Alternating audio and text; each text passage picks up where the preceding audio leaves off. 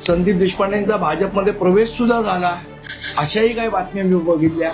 मला माध्यमांची बोलायला बंदी घातलेली आहे वगैरे वगैरे वगैरे. माझी आपल्या सगळ्यांना हात जोडून नम्र विनंती आहे की अशा कुठल्याही अफवा आपण पसरू नये. त्याचा निर्णय त्यांनी घेतला, त्याचा निर्णय चुकीचा आहे का बरोबर आहे हे येणारा काळ ठरवेल. एखाद्या प्रक्रियेत पक्षाच्या मी नसेन तर मला हे मी का विचारू त्यांना की या प्रक्रियेत मी का नव्हतो आणि तेच का आहे.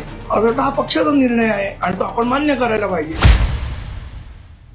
कालपासनं अनेक माध्यमांनी, समाज माध्यमांवर अनेक चर्चा होत्या की संदीप देशपांडेंनी मनसे पक्ष सोडला. काहींनी तर अगदी अतिरंजित बातम्या दिल्या की संदीप देशपांडेंचा भाजपमध्ये प्रवेश सुद्धा झाला, अशाही काही बातम्या मी बघितल्या. मला असं वाटतं की या सगळ्या गोष्टींना पूर्णविराम देणं आवश्यक होतं. बरं, काही लोकांनी असंही चालवलं की मला माध्यमांची बोलायला बंदी घातलेली आहे वगैरे वगैरे वगैरे. असा कुठलाही विषय नाही.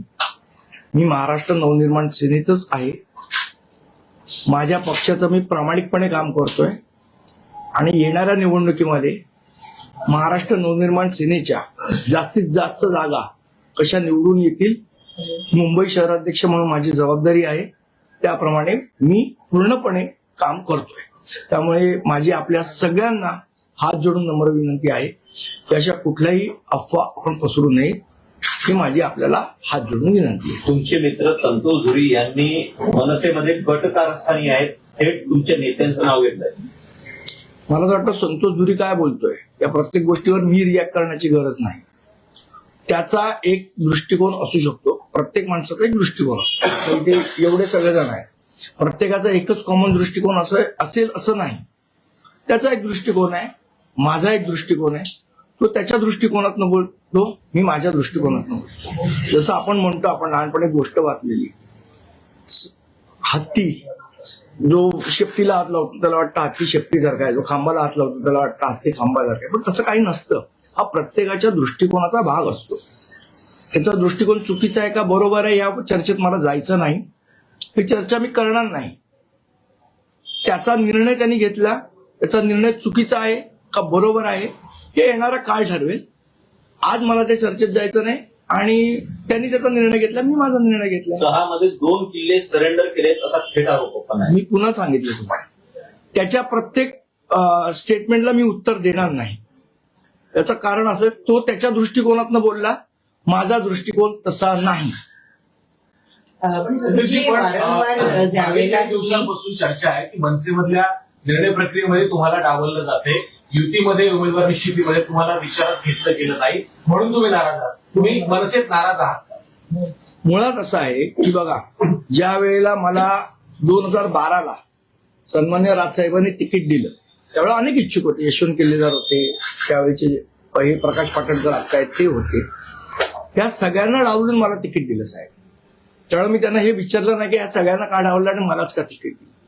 त्यामुळे एखाद्या प्रक्रियेत पक्षाच्या मी नसेन तर मला हे मी का विचारू त्यांना की या प्रक्रियेत मी का नव्हतो आणि तेच का आहे. असं हा पक्षाचा निर्णय आहे आणि तो आपण मान्य करायला पाहिजे. तुम्ही नाराज आहात दिसतोय. मला असं वाटतं की बघा कसं असतं, युती म्हटल्यानंतर जे काय जागा वाटप होतं, काय जे काय चर्चा होत, 100% समाधानी हे कोणीच असेल नाही, ना त्यांच्याकडचे ना आमच्याकडचे. तो प्रोसिजरचा भाग आहे, तो सगळ्यांनी ऍक्सेप्ट करायला पाहिजे. मे बी असं झालं असेल की आम्ही पहिल्यांदाच युती केली, त्यामुळे आम्हाला या गोष्टीची सवय नाही.